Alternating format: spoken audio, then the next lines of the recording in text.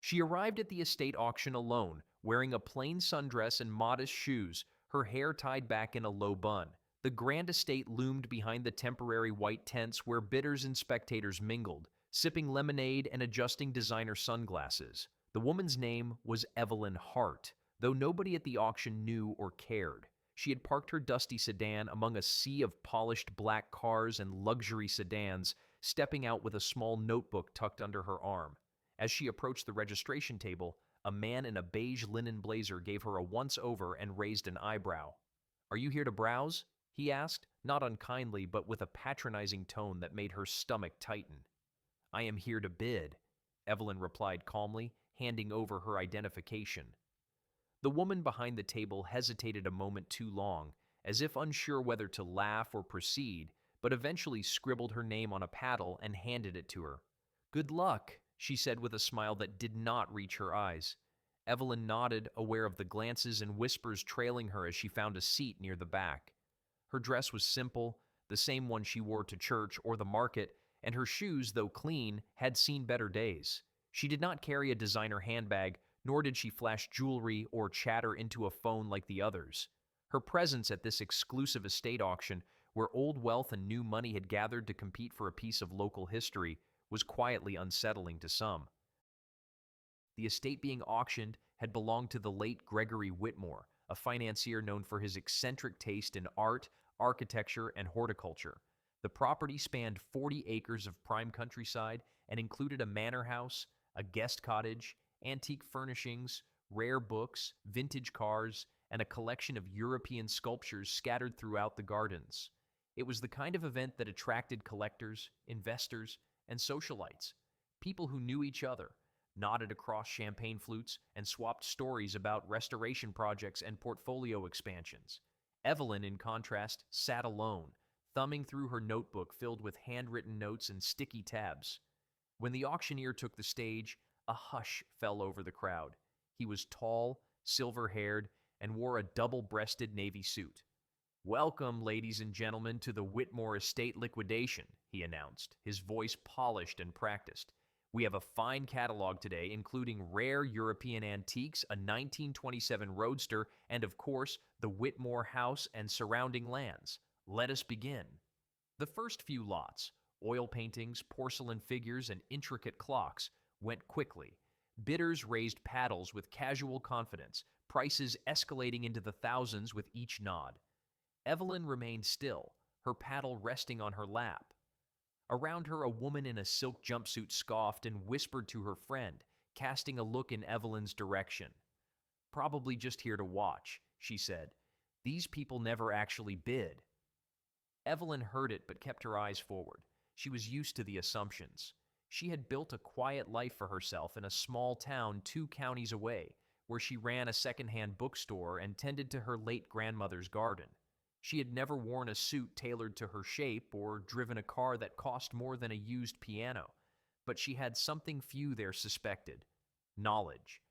Years ago, when the Whitmore estate had hosted garden tours, Evelyn had come as a young horticulture student. She had wandered those grounds for hours, sketching the hedges, noting the irrigation patterns, learning the name of every rare bloom. While others admired the glamour of the estate, she had seen its soul. When news of the auction reached her, she quietly liquidated assets, sold a parcel of inherited farmland, and pulled out long-held investments. The bidding moved to the garden sculptures next, each one a unique relic of 19th century craftsmanship. Evelyn's hand rose for the first time on a bronze cherub nestled in ivy. The room turned slightly, registering the movement. A pause, then a dismissive bid from another man 2 rows ahead. The price climbed quickly. Evelyn stayed with it until the other bidder narrowed his eyes and let it go. The cherub was hers. The auctioneer blinked, surprised. "Sold to paddle number 71, he announced. Evelyn made a note in her book. From there, she continued, selective, deliberate. A wrought iron bench from the East Terrace, a marble bird bath once featured in a landscaping magazine, a rare sundial engraved with Latin text. With each winning bid, the room grew a little quieter. Conversations that had once flowed freely now paused when she raised her hand. It was not the money that startled them, though her success hinted at wealth none had expected, but the certainty, the poise. She never hesitated, never wavered. Her choices were not random, they were strategic. Eventually, the auction reached the crown jewel, the estate itself. The auctioneer cleared his throat. Lot number 112. The Whitmore house and full 40-acre property, including all permanent fixtures and landscaping installations. Bidding will begin at $2,500,000. Murmurs rippled through the crowd. This was the moment they had come for. A man in an expensive gray suit opened with the first bid, $2,500,000. Another quickly countered with $2,600,000. Evelyn sat still. The auctioneer scanned the room, calling out the numbers as they rose. $2,700,000, $2,800,000, $3,000,000. Evelyn's hand lifted calmly. $3,100,000. The room froze. Heads turned. The man in the gray suit raised an eyebrow, then lifted his paddle. $3,200,000. Evelyn followed. $3,300,000. The man in gray smirked slightly. $3,400,000, he called out. Evelyn did not flinch. $3,500,000, she said, her voice even. The auctioneer looked between them. We have $3,500,000. Do I hear $3,600,000? The man hesitated. It was a moment too long. Sold, the auctioneer declared, bringing the gavel down. To paddle number 71. Silence. Absolute silence. Then a stir of disbelief rippled through the tent. Evelyn stood and walked to the front, presenting her documentation. The auctioneer reviewed it carefully, then nodded. Everything was in order. She had wired the deposit days before. The remaining balance would be paid in full within 48 hours. As she turned back toward the crowd, her expression remained serene. But the whispers had changed tone, no longer amused or patronizing, now curious, disbelieving, respectful.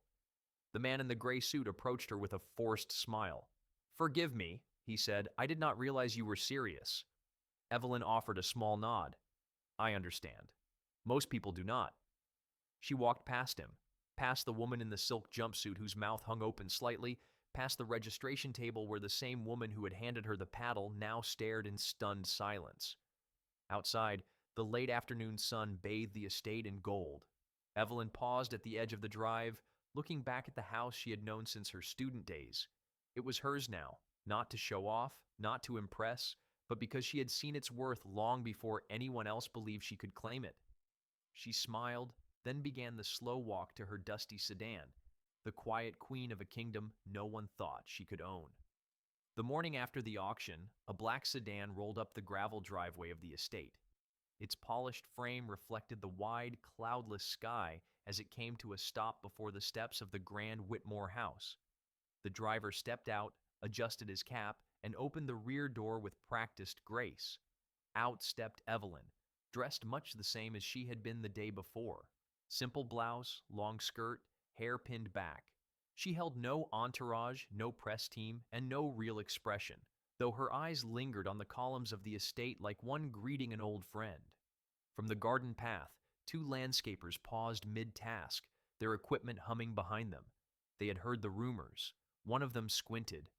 "That her?" the younger one asked. "Looks like it," the older one replied. "Bought the whole place. Sighted her at the auction yesterday." Evelyn walked past them with a small nod. Inside, the air was cool and still. Furniture draped in linen, the scent of aged wood and forgotten flowers, and a silence that whispered of time stood still. A real estate representative stood waiting near the parlor doorway, clipboard in hand, smile rigid and polite. "Miss Hart," he greeted, adjusting his tie. "Congratulations again. The transfer is officially complete as of 9 this morning. Shall I give you a full tour, or would you prefer to walk the grounds alone?" Evelyn looked around slowly before replying, "I have already walked these halls. I know them well. What I need now is access to the records." The representative blinked, caught off guard. "Records? Maintenance logs, renovation permits, ownership papers. I would like to start with the library wing." He cleared his throat. "Yes, of course. I will have them brought up from archives." As he moved quickly to make the call, Evelyn stepped past the parlor, her fingertips grazing the edge of a marble fireplace. her steps echoing on the parquet floor. It was not the grandeur she admired, but the craftsmanship, the history, the way morning light fell through leaded glass in shifting patterns of color. She moved with purpose, not as a visitor, but as someone returning to a project long since begun. Outside, word of her purchase had already reached the local paper. A photographer parked discreetly at the gate, snapping shots of the estate from a respectful distance. Reporters speculated about who Evelyn was, how she had managed to outbid the usual elite. Online forums buzzed with commentary. Some praised her as a visionary, others dismissed it as a publicity stunt. Evelyn ignored it all. She met with contractors that afternoon, not to remodel but to preserve. The conservatory's glass ceiling had cracked in 3 places. The roof above the east corridor needed reinforcement. The koi pond had long been overtaken by weeds. She took notes, listened more than she spoke, and paid in full. Later, she sat alone in the library, cross-referencing inventory lists with estate catalogs, working beneath a brass reading lamp that had not been lit in years. The gardener entered hesitantly around dusk. "Ma'am," he said quietly, holding his cap in his hands. "If I may say, no one expected this. No one thought, well, that is to say, people assumed this place would go to one of those real estate firms, turn it into a venue or a retreat or—" He trailed off. Evelyn looked up from her papers. "You have worked here before?" He nodded. 32 years, on and off. I know every tree on this land by name." She set her pen down. "Then I will need your help." He blinked. "Mine? I want to restore it, as it was. Not make it fashionable, not sell it off. Just alive again." His face shifted from confusion to something almost like reverence. "I would be honored," he said simply. By the end of that week, the estate was no longer a curiosity. It had become a symbol, not of wealth, but of will, of memory. People who had once scoffed now drove by slowly, peering past the gates. Rumors softened into admiration. The same woman who had been overlooked at registration, dismissed at her first bid, and judged by her clothing now stood at the center of something greater than purchase. She had seen the soul of the place, and now she was stitching it back together with quiet precision. Meanwhile, an article surfaced in the Sunday edition of the regional newspaper. The headline read, "The Quiet Woman Who Bought a Legacy." The article detailed Evelyn's background, her childhood spent helping her grandfather restore antique farmhouses, her degree in historical preservation, her years running the bookstore that doubled as a literacy center. It mentioned the auction briefly but focused more on her philosophy. "Places are not meant to be consumed," she was quoted as saying. "They are meant to be remembered and lived in." Reactions were swift. The same auction attendees who had once whispered now reached out to introduce themselves. Invitations arrived. Tea at the country club, a panel on estate conservation, a private dinner hosted by the museum board. Evelyn declined most of them. She was not interested in society reinvention. She had a property to revive and a story to honor. And she was not done yet. In the weeks that followed, she made one final, unexpected move. She contacted the Whitmore family, not the late financier's immediate heirs, but a niece who had been estranged from the family for over a decade. The woman's name was Claire, and she had grown up visiting the estate before circumstances had pulled her family away. Evelyn invited her for tea. They sat in the sunroom, sipping from old china that had been boxed in the attic. Claire looked around with misty eyes. "I thought I would never see this place again," she whispered. Evelyn smiled. "I thought it needed someone else who remembered it too." Claire offered a quiet laugh. "You did not just buy a house," she said. "You rescued a piece of history." Evelyn glanced at the window, where the gardens were beginning to bloom again under the hands of old caretakers and new volunteers. "Maybe," she said softly, "I just remembered what it meant." 3 weeks later, the annual Spring Heritage Gala took place at the Regional Cultural Center, a prestigious event typically attended by museum patrons, society figures, and foundation sponsors. This year, however, it was the talk of the county for an entirely different reason. The invitation list had included Evelyn Hart. When she arrived that evening, she wore a navy blue dress, plain in design, modest in length, and stitched by a local seamstress. Her shoes were clean but unremarkable, and her hair was twisted into its usual soft bun. She stepped out of a vehicle not driven by a chauffeur, but by herself, parking 3 blocks away to make room for the valet line of limousines and black town cars that coiled around the building like ivy. Guests paused when she entered, subtle glances passing between groups. They had read the article. They had heard about the estate. Some recognized her from the auction, though they struggled to place her in this context. She looked much the same, and yet now, somehow, entirely different. As she approached the check-in desk, a staff member, young, a little flustered, fumbled with the list. "Name?" he asked. "Evelyn Hart," she replied. His eyes flicked down the page, then widened. "Of course. Yes. Right this way, Miss Hart." As she passed through the double doors into the ballroom, soft jazz played beneath the hum of conversation. Waiters carried silver trays of hors d'oeuvres. A crystal chandelier glistened above polished floors. But it was not the opulence that struck Evelyn. It was the expressions. People paused when they saw her. Some offered nods. Others guarded smiles. One woman in pearls leaned toward her husband and whispered. Evelyn caught the phrase, "the one who bought Whitmore," before they turned away. A middle-aged man in a dark green suit approached. "Miss Hart, I'm Harold Livingston, chair of the Conservation Board. Might I say what you've done with the estate? It's inspiring." Evelyn nodded politely. "Thank you. We're actually looking for someone to consult on several historic property restorations across the region. Perhaps we could schedule a meeting?" She paused for only a moment. "Perhaps. I'll need to make sure it does not interfere with the estate's timetable." Her tone was calm, professional, measured. He nodded quickly. "Of course. Absolutely." As the evening wore on, Evelyn found herself at the center of more attention than she ever desired. Yet through it all, she remained composed, answering questions when needed, redirecting attention when possible. Near the end of the event, a younger woman in a sleek black dress approached her. Her voice was hesitant. "Excuse me, Miss Hart? I just wanted to say, I was at the auction. I was sitting 2 rows in front of you. I laughed when you first raised your paddle, and I am sorry for that." Evelyn tilted her head. "Why are you apologizing?" "Because I judged you," the woman said simply. "And I was wrong. You knew exactly what you were doing. I think a lot of us could learn from that." Evelyn considered that for a moment.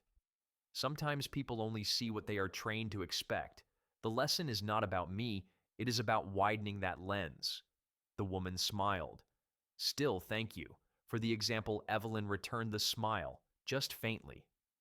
"You are welcome." A few days later, back at the estate, a delivery truck pulled into the long driveway, flanked on either side by blooming cherry trees. The driver stepped out and called up toward the house. Evelyn emerged from the front steps. "Package for Miss Hart?" the man asked. "That's me," she replied. He handed her a large envelope. No return address, just her name, written in neat black ink. She took it inside, sat at the old oak table in the dining room, and opened it slowly. Inside was a letter, handwritten, and a check. The letter was brief. It read, "Dear Miss Hart, enclosed is a contribution to the restoration of the Whitmore estate. Some legacies are not best honored through possession, but through preservation. With respect, Claire Whitmore." Evelyn stared at the letter for a long moment, then at the check. The amount was significant, not ostentatious, but enough to fund the reconstruction of the greenhouse or restore the ballroom flooring.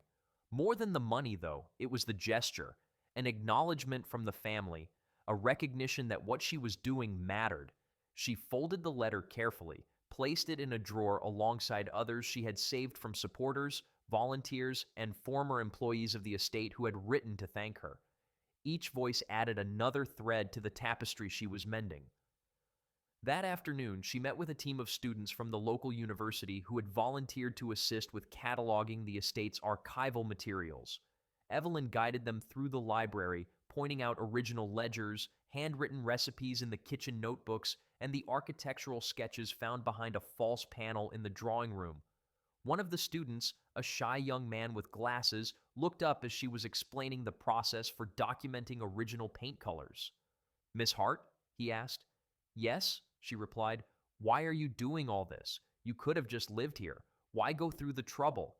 Evelyn looked around the library for a moment, letting her eyes rest on the shelves, the dust motes floating in the afternoon light, the scent of aged paper and lavender polish rising gently from the floor. Then she answered, "Because some places deserve to be remembered properly, not just with stories, but with care." The student nodded slowly. "That makes sense." "I hope it does," she said, "because that's what you're helping me do." By the time spring gave way to early summer, the estate had begun to hum again, not with gala music or high society gatherings, but with the gentle rhythm of work and wonder. Carpenters restored the balustrade with exacting detail. Gardeners trimmed hedges back into the shapes they once held decades before. The koi pond sparkled again, lily pads unfolding under sunbeams, and the conservatory bloomed with orchids and ferns. Evelyn continued to oversee every step, not as a queen overseeing her land, but as a steward protecting its soul. She was not interested in being revered. She wanted the house to be whole. Visitors began requesting private tours. Former employees returned just to walk the halls. School children came with notebooks and sketch pads. The estate became, slowly but surely, a place of learning, a place of memory, a living monument not just to one man's wealth, but to a century of human effort and intention. And Evelyn, the woman no one had noticed that first morning at the auction, now stood quietly at the heart of it all, unnoticed only by those still unable to look past the surface. 1 month later, a local television station aired a feature segment titled "Reviving Whitmore: One Woman's Mission to Restore a Legacy." The anchor, standing beneath the estate's grand front portico, introduced Evelyn Hart as a preservationist, a historian, and a community leader.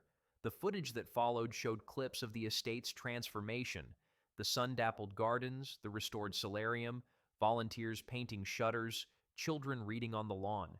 When Evelyn appeared on screen, seated in the library with its freshly polished brass sconces and towering shelves, she spoke softly and clearly. "The goal was never to own it. The goal was to protect it," she said. "Too often, we think of value in terms of market price, but some things you cannot measure that way. You have to feel them. You have to remember what they meant when they were built, and what they still mean to those who remember." The segment aired on a Friday evening, and by Sunday morning, the estate received over 100 inquiries. Some came from people who had visited Whitmore as children during the Open Gardens tour. Others came from former employees, school teachers, architectural students, and neighbors who remembered walking past its iron gates in awe. One letter, handwritten on soft cream paper, arrived from a 91-year-old woman named Margaret, who had once worked as a maid in the Whitmore house during the late 1940s. She wrote about polishing the doorknobs with lemon oil and dancing in the kitchen when the gramophone played. Evelyn called her personally and invited her for tea. When Margaret stepped through the front doors 74 years after her last day there, she burst into quiet tears. "It smells the same," she whispered, touching the wood paneling like greeting an old friend. They sat in the breakfast room, which Evelyn had returned to its original layout based on floor plans she had recovered from the archives. Margaret talked for hours, recounting everything from how the morning sun lit up the east wing to where the staff used to sneak scones during afternoon tea service. Evelyn listened, took notes, and then offered Margaret a guided walk through the estate. When they reached the servants' stairwell, Margaret paused, fingers running lightly along the railing. "I used to come down this way with my shoes off so nobody would hear," she chuckled, "especially if I had taken extra jam." Evelyn smiled. "Then let us make sure there is always jam in the pantry, just in case someone needs it." That day became a turning point.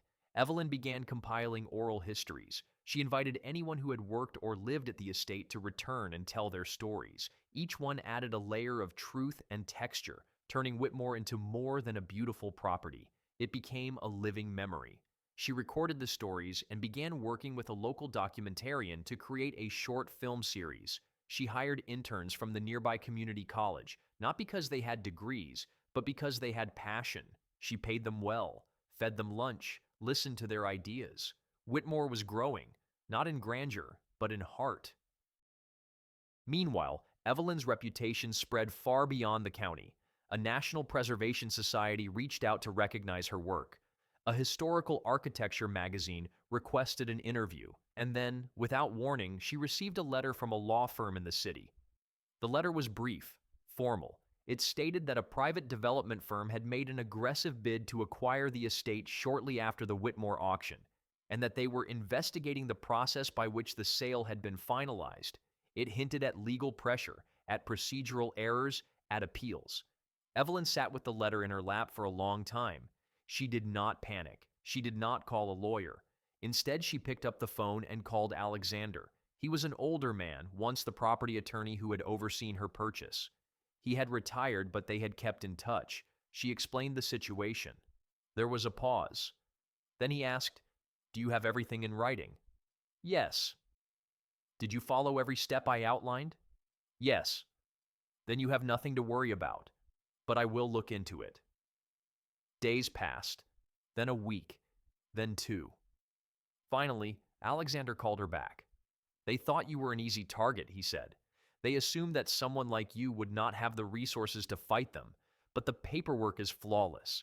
And now that they know who you are and what this estate has become, they are backing off, quietly, embarrassed." Evelyn exhaled slowly. "Thank you." "No need," he said. "You reminded all of us what it looks like to protect something worth saving. That matters more than ever." She hung up the phone and looked out over the estate grounds, golden in the late afternoon light. She thought of every hedge trimmed, every banister polished, every voice that had returned to share a piece of the past. This was not just about buildings. It never had been. That weekend, Evelyn stood before a small gathering of community members on the front lawn. She wore a linen blouse and wide-leg pants, the same kind her grandmother had once worn in the garden. Children sat cross-legged in front, parents behind them in folding chairs. The event was informal, a dedication of the orchard grove, newly restored, and renamed in honor of the estate's longtime gardener, a man who had passed away the previous winter after decades of service. Evelyn held a small wooden plaque in her hands. "This grove," she began, "grew because of someone who knew every tree by name, who did not work for recognition or reward, but for the joy of tending life." She paused. "Places like Whitmore do not survive because of people like me. They survive because of people like him, people like all of you, who choose to care when it is easier not to." The crowd was quiet. A breeze rustled the leaves. Evelyn stepped forward and placed the plaque at the base of the oldest tree, then knelt to touch the soil. She remained there for a moment longer than expected, eyes closed, remembering. Behind her, the children clapped softly, uncertain but sincere, and somewhere in the crowd, someone whispered, "She made it whole again." Not everyone knew Evelyn's story, not everyone knew her name, but they knew what she stood for, and that was enough. A few days later, Evelyn received an invitation tucked inside a thick cream envelope sealed with wax. The return address was embossed in gold, Whitmore Trust, Board of Historical Preservation. She opened it carefully and read the contents. The board was hosting a formal event in honor of regional preservation efforts and wished to recognize her contribution. Evelyn read the invitation twice. It was flattering, certainly, but she hesitated. Public recognition had never been her goal. Still, after consulting with her small team of volunteers and remembering the many people who had given their time to the estate, she decided to attend, not for accolades, but as a gesture of respect to everyone who had believed in what she was building. The evening of the event arrived. The hall was magnificent, all high ceilings, velvet drapes, and polished stone floors. Guests in evening wear mingled under chandeliers, sipping wine and exchanging pleasantries. Evelyn entered quietly, dressed in a floor-length gown borrowed from a friend. It was simple, soft gray with no sequins, no plunging neckline, no designer label. She wore her hair pinned up and walked in with the same calm posture she always carried. She did not stand out by glamour. She stood out by not trying to stand out at all. As she moved through the room, a few heads turned. A woman leaned toward her husband. "That's her," she murmured. "That's the one who bought Whitmore." Evelyn gave a polite smile and continued walking. At the front of the room, a small stage had been set up with a podium. When the time came for the awards to be announced, a silver-haired man in a tuxedo took the microphone and began to speak. "Ladies and gentlemen, tonight we honor those who remind us what preservation truly means. Not just the act of restoring walls or sanding wood, but of breathing life back into stories nearly forgotten. One such story belongs to Evelyn Hart." A quiet murmur spread across the room. Evelyn was invited to the stage, and though she had spoken in front of small groups before, this moment felt different. She stepped up, accepted the plaque, and stood before the microphone. Her voice was steady. "Thank you. This award is deeply appreciated, but I accept it not just for myself, but for every hand that helped carry a piece of history back into the present. For the carpenter who found the original blueprints hidden in a wall. For the gardener who remembered where the roses used to bloom. For the student who cataloged each artifact with care. This work is never done alone, and I believe with everything in me that some places matter, not because they are beautiful or grand, but because they hold the echoes of real lives, lives worth remembering. A pause followed. Not silence, but the kind that wraps a room in reverence. Then came the applause, not thunderous, but heartfelt.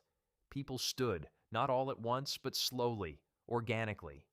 Evelyn stepped down without lingering. She returned to her table, where her volunteers and community partners sat beaming with quiet pride. A young woman at the table leaned over. "That was beautiful," she whispered. Evelyn nodded. "So was the work we did." When she returned to the estate that night, the house was quiet, lit only by the sconces in the front hall.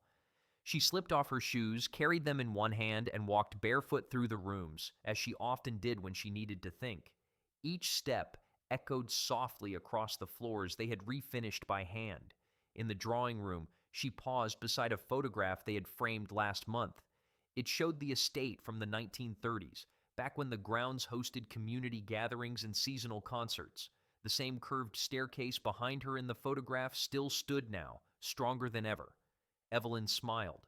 She walked out onto the terrace and stood under the night sky.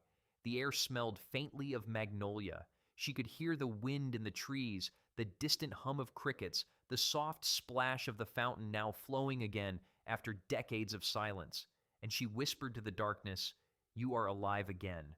Word of her work spread even farther in the following months. A foundation offered to fund an educational program on site. A historical journal requested to publish her restoration methods. Even city planners came to ask advice on balancing heritage with housing needs. But through it all, Evelyn remained focused. She hosted modest tours. She organized workshops on traditional woodworking. She partnered with local artists to create installations in the garden, pieces that honored both past and present. And every Sunday, she opened the conservatory to anyone who wanted to sit quietly and read, surrounded by orchids and sunlight. She rarely spoke about the day of the auction, but people remembered. They remembered how she had walked in alone, overlooked and underestimated. They remembered how her simple dress had drawn laughter, and they remembered how, in the end, it had been she, not the well-dressed investors or the socialites with their practiced charm, who had claimed the estate, not with arrogance, not with spectacle, but with vision, with resolve, with heart. One afternoon, an older gentleman who had lost the final bid approached her while touring the grounds. He wore a crisp blazer and walking shoes, his hair neatly combed back. "I came to see what I lost," he said plainly. Evelyn looked up from the rose bed she had been tending. "And?" He studied the garden, the clean stone pathways, the hand-painted signs pointing to heritage plant varieties. Children's laughter rang faintly in the distance from a group playing near the koi pond. "I think," he said slowly, "you saw what none of us did. What it could be, not just what it was worth." Evelyn smiled softly. "Thank you." "No," he replied. "Thank you for doing what I could not." As he walked away, she returned to her work, the scent of earth and petals surrounding her.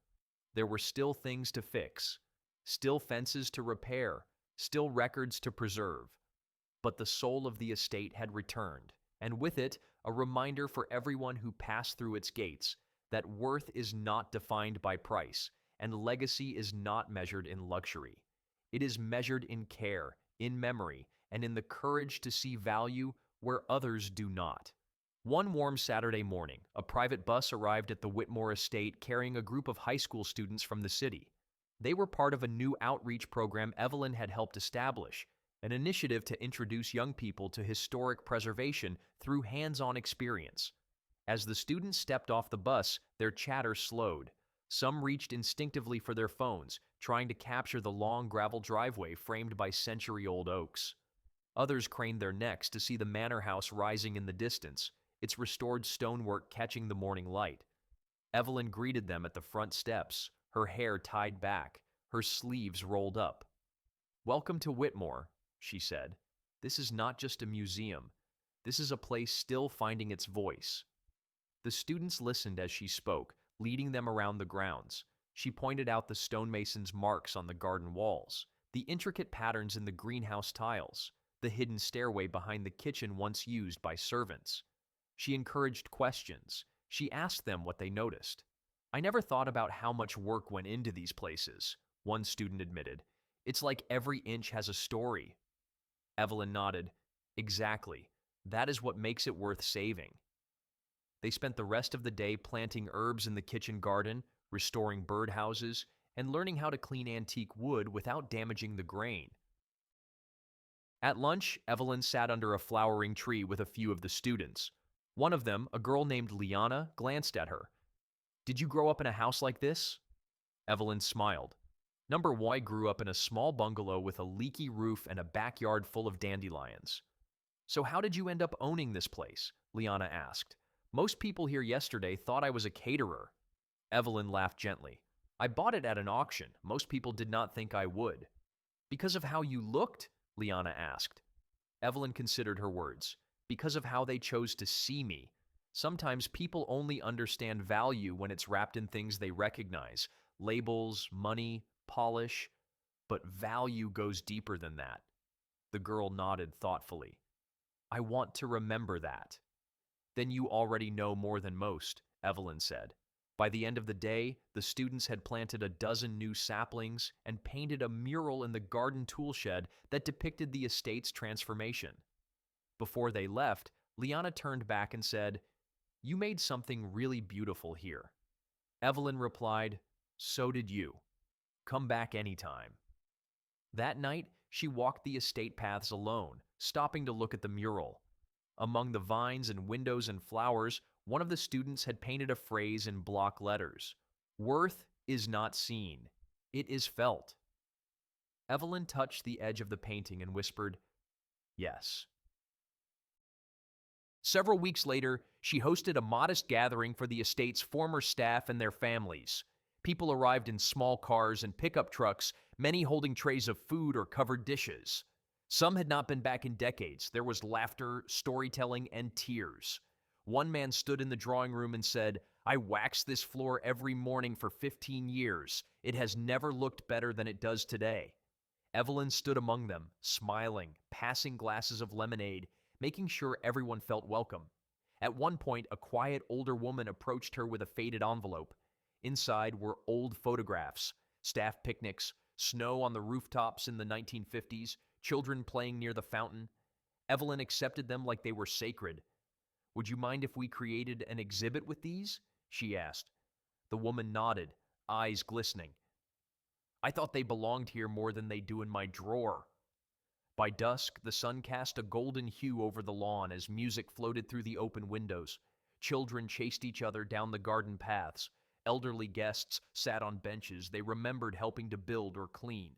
One guest, who had once worked in the stables, turned to Evelyn. "You brought the soul back, you know." Evelyn smiled. "I think it was just waiting for someone to listen." That evening, after the last guest had left and the candles in the conservatory had burned low, Evelyn sat on the terrace, feet curled beneath her, a blanket over her lap. She gazed at the stars, letting the silence settle around her. She thought of the first day, standing in the back row of that auction tent, her heart steady as the bidding rose. She remembered the way they had looked at her, dismissive, doubtful. She remembered the salesman who laughed, the whispers, the smirks. But more than that, she remembered the feeling when the gavel struck wood and the estate was hers. It had never been about proving anything. It had been about honoring something fragile that deserved another chance. And now, that chance had become a second life. Evelyn stood and walked inside, turning off the lights one by one. In the foyer, she paused beside a table where the old staff photos had been arranged in a temporary display. She added the newest one from the gathering earlier that day. Then she turned out the final light and whispered to the quiet house, "Good night. See you in the morning." And somewhere in the soft creak of wood and the hush of drapes, it felt like the house whispered back. A few months later, the Whitmore estate was nominated for a Regional Heritage Award, one typically reserved for institutions or historic landmarks backed by powerful benefactors or public grants. Evelyn received the notice by mail, folded neatly with a handwritten note from one of the committee members that read, "What you have done is more than restoration. It is resurrection." The ceremony was set to take place at the City Hall, a building Evelyn had passed countless times but never entered. She debated attending. Public praise had never been part of her plans. But again, she thought of the volunteers, the gardeners, the students, the stories. They deserved a moment too. So she dressed simply, in a pale green dress that matched the old wallpaper of the estate's music room, and wore a single pendant that had belonged to her grandmother. When she arrived, the hall was already filling. Faces she recognized and many more she did not turn to glance as she made her way down the side aisle. The program began, names and places announced, plaques distributed, polite applause offered. When the Whitmore estate was called, there was a brief pause in the room before the clapping started. Not loud, but sure. Evelyn stepped forward as the speaker read the citation. For extraordinary commitment to the preservation of history, for turning forgotten soil into fertile ground for memory, for proving that legacy is not inherited, it is chosen. We honor Evelyn Hart and the Whitmore estate. She accepted the plaque with a quiet nod, then turned to the microphone. She spoke briefly. "I never intended to be here tonight. I never imagined that my bid on an old property would become anything more than a promise to myself. But it became a promise to others, to the people who once worked there, to the children who now learn there, to the stories that might have vanished forever if no one had stopped to listen." She stepped down without fanfare, holding the plaque with both hands, and returned to her seat with a heart full of calm. The next morning, she brought the award back to the estate and placed it in the library, beside the ledger that recorded the names of every person who had contributed to the restoration. Then she went out into the gardens to meet the newest group of volunteers. Among them was Liana, the high school student who had once asked how Evelyn came to own such a place. She was now in college studying environmental design. "I came back to help with the new pollinator garden," she said, holding a tray of seedlings. "Do you still remember what I told you that day?" Evelyn asked. Liana nodded. "That worth goes deeper than what people can see." Evelyn smiled. "And do you believe it now?" "I do," Liana replied. "Because of you." They spent the morning working side by side, planting lavender and milkweed and salvia in carefully marked rows, watching bees hum between the blossoms. By late afternoon, the estate's main gate creaked open again. A car pulled in, unfamiliar and unfamiliar still, with a rental tag in the window. A man stepped out, maybe in his 50s, dressed in khakis and a collared shirt with an expression of restrained curiosity. He looked up at the house, then around at the land, and exhaled softly. Evelyn noticed him and walked down the path. "Can I help you?" she asked. He hesitated. "I hope so. My mother worked here, many years ago. As a cook, I think." Her name was Eliza Wren. Evelyn's face lit up. "Eliza made the best honey cornbread anyone had ever tasted. I have her recipe in the kitchen notebook. Come with me." The man's eyes widened, but he followed her, quietly amazed. Inside, she brought him to the library, opened the notebook, and turned to the dog-eared page. "She signed her name right here," Evelyn said, pointing to the faded ink. The man sat down slowly, taking it in. "I didn't know she was remembered like this." "She was part of this place," Evelyn said, "and no part is forgotten." He left an hour later, promising to return with old photos, letters, and a copy of Eliza's handwritten recipes. Evelyn watched his car disappear down the lane, then turned back toward the house, the afternoon sun casting long shadows across the lawn. Later that week, Evelyn stood at the edge of the orchard during golden hour, the air thick with the scent of blossoms. She watched birds dart through the branches, heard the laughter of children echo faintly from the garden maze, and felt the wind lift gently through the leaves. Her gaze drifted toward the horizon, and for a moment, she allowed herself to breathe in everything this place had become, not just the estate, but the energy within it. The life returned, the future rooted in the past.